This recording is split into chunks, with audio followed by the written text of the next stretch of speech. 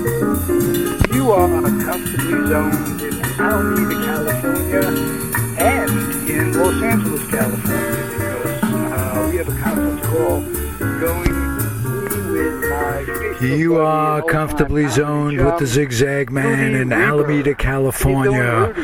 pushing on the doors I'm of doing life great. marked You're waiting for the pull rain to and start. fighting the unholy Yeah, well, trinity we got as a dose we of it, go.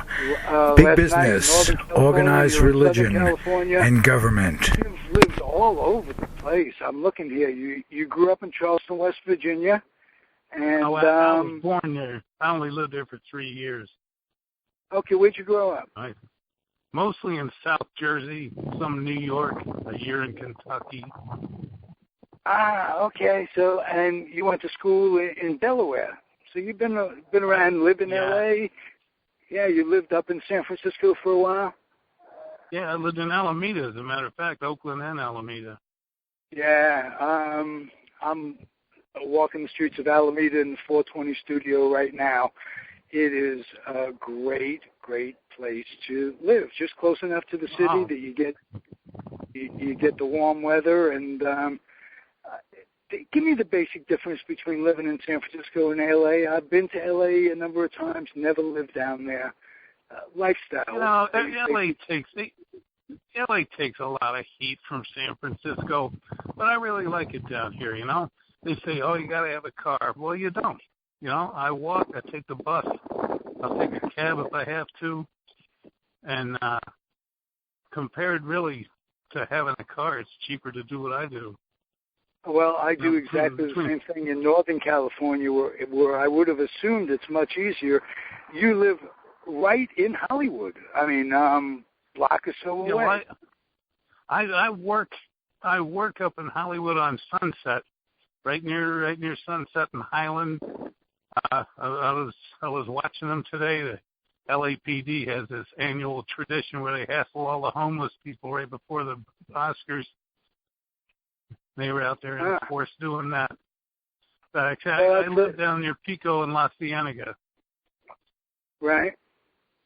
What do you remember most about growing up in New York, besides the Jets, which we've talked about over the years? God help us both as fans. Man, you know, New Jersey, New York, it was a cool place to grow up. You know, it was like, so part of Jersey where I lived was South Jersey, where there's like farms and woods and stuff. It was a real leave it to beaver kind of thing growing up down there. I mean, my friend Edgar Willis, we used to have to babysit his little kid cousin, Bruce Willis. And if I'd have known he was going to end up being Bruce damn Willis, I'd have treated him better. And you've spent your life, basically, you're a comedian and a writer. I mean, what better way to go through life with an eclectic upbringing? You've been all over. You've seen the country. Pretty damn cool, man. Pretty cool. A lot of people in this business. I had a great time. Yeah, a lot of people go through this business and they strain and what have you. There's a lot to be thankful for doing the work you do. I'm thankful I was able to start in San Francisco, because I was there at the right time in the right place. Holy City you remember Zoo. that?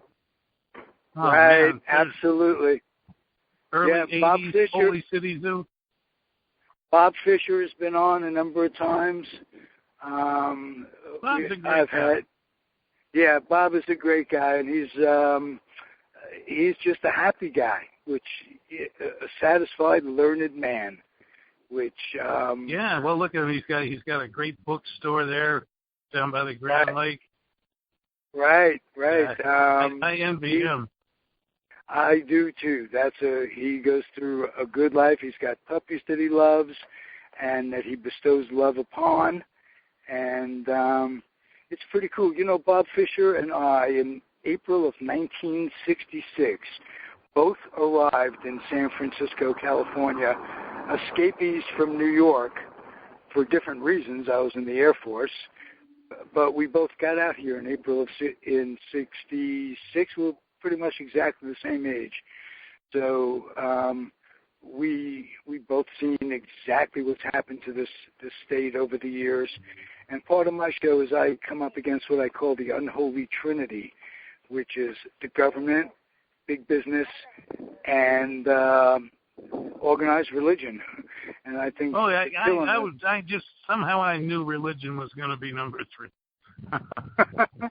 Well, it has to be. I mean, you see things as they are, and I'm somewhat unabashed in reporting my thoughts to the world, much to my disadvantage. My grandmother used to have an expression when she saw somebody coming that when she was raising me as a real little kid, she saw somebody coming that I'd make a smart-ass remark. She'd say, in Yiddish, she'd say, "Zug nicht." And my grandfather would say, "Let him talk, Rose. He'll say it. What's the difference? At least he gets it out." So I say it. I say it. They both had a hand in raising me, my grandmother and grandfather. But my grandfather, he willed that. He says, "Let him be what he is. He's got to fight the fight." That kind of talk. And so my point is, I've watched this state change from 1966, when the governor's father was Governor Brown, and it's disappointing to me. It's changed in every way. Educationally, it used to be one of the on top of the states in terms of. Absolutely. And now free education, and some of the best in the whole country.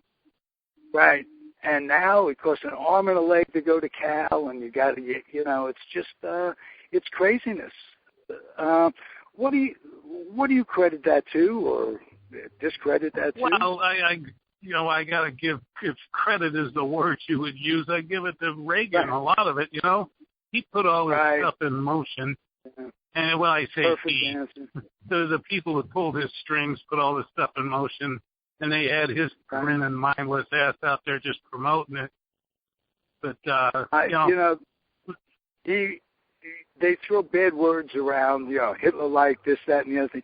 Reagan did a lot to fuck up this country in a number of different ways, not the least of which was busting unions and with the air traffic controllers and putting up a whole bunch of risk on our people. For that, it remains, because they've changed the definition of a close call in his honor. You can be 20 feet from it. Well, that wasn't really close. Could have been 15. That was close. I think the Republican Party is basically run by organized crime. They're an outfit that's out there vacuuming the money in this country left and right from everybody till the last penny is gone. The mafia will do that. They take over a company, run it into the ground, and then just set it on fire and leave. And that's what the Republican Party does that. And Reagan is the guy who's got it turned over to them. These guys down here in Southern California, a bunch of car dealers and whatnot, got together and figured, if we get a hold of the whole state, we can drain these people and make a fortune. And it's nationwide now. Well, that separating not church and state, but business and state, where does it become fascism? I mean, it gets to the point where big business like Halliburton is controlling our government. And exactly, they certainly are. I mean, it's always happened to an extent, but it was always stopped before it got so widespread. I mean, all this Bible-thumping nonsense, all the abortion and anti-gay and racist and all that, that's all a sideshow to keep people's attention diverted from the big con, which is getting their hands in the pocket. Right. Colin said it best. It's all hocus-pocus magic, and they want you working, and they want you just complying and to be just smart enough to get to work and do a simple little task, but not smart enough to ask questions about it. And it scares me. It's funny. When I was a kid, I mean, even just in middle school, I used to tell my friends, I said, listen, look at this place. This isn't here to give us an education. This is here to train you to move from point A to point B when a bell goes off and learn just enough to run a factory machine. And that just seemed obvious to me as a kid. And I haven't seen anything to change my mind yet.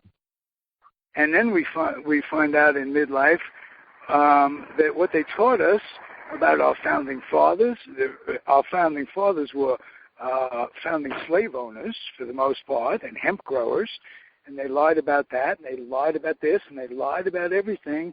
And Zinn had to bring out a book that really brought to light what we were learning was all a bunch of bullshit. Notwithstanding that we did learn to read, which is a good thing about education. And in a next show, it's my contention that's what's wrong with driving in this country and being a pedestrian. You walk is the incompetent drivers that are licensed by the state of California with no regard for whether or not they know the signs, they could read English, any of that bullshit. Doesn't matter. Just get them out there bringing in the tax money, and it's all a bunch of shit. So I get to ramble with you a little bit and rant, and you're on my page. Great first interview. Will you come back on a regular basis? We can do this. We can pick any topic you want to talk about. But before you go, I want to ask you one thing about the process of your writing career. Do you write down the if things you would call it so much that...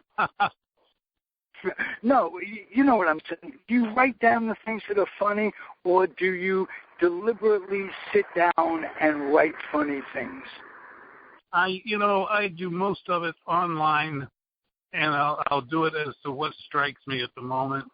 I don't, it's not really so much of a career writing for me. It's keeping my mind active, and I'll throw jokes to people I know, and right. If they want them, that's cool. I like putting them out there. I mean, to make a living, I do fundraising for different organizations: Habitat for Humanity, Smile Train, Doctors Without Borders, Nature Conservancy, places like that. Yeah, in my illustrious career in life, and I put quotation marks around that, I did fundraising, telephone fundraising for people like the Sierra Club and World Wildlife. I do I do Sierra Club sometimes.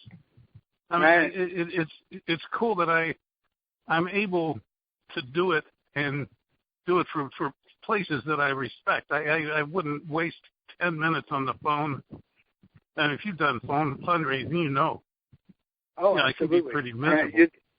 And I wouldn't do it. I wouldn't do it for But you get scumbag. to meet people who are on your side and who can just give you the assurance that you're not the Lone Ranger out there. You're not the only one that sees things that are really messed up in this world on so many different levels. Exactly. So you'll come back.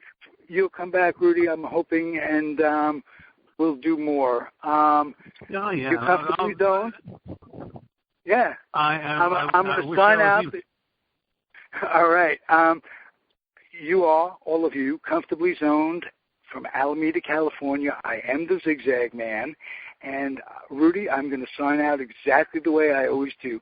I implore people to keep their humor dry and their dreams wet. Keep your kids away. Keep your kids away from recruiters. Military recruiters, they will lie to you and they will return a different child in some way, and you won't like the results for the most part. You won't like what they did to your child, no matter what happens. And keep your kids off the laps of clerics wearing dresses. If every family in the United States did that, the world would be better, and they could say, Ziggy told them to do that, and look, they're doing it, and those people are out of jobs now. They no longer have a hobby. They can no longer frolic. And, we got to start taxing the churches. I joke about stuff like that, but if you tax the organized religion, I pick on the Catholics because they are, but you tax them all, and it takes care of an awful lot. So, Rudy, thanks for being here, man. And hey, it's been a pleasure. I look forward to getting back in with you again. Oh, absolutely. Very soon. We're going to make it a regular thing because I'm planning on doing an hour a day. I have 5 hours a week on this thing, and if I break it down to just being on the air for an hour a day, 5 days a week, makes my life much more interesting, and it gives me something to do on a steady basis. Sounds So, good. thanks, man. To hear his link. Talk to you later. Yeah. All right, Rudy. Thanks again, man. Sure. Bye-bye. Comfortably zoned, over and out.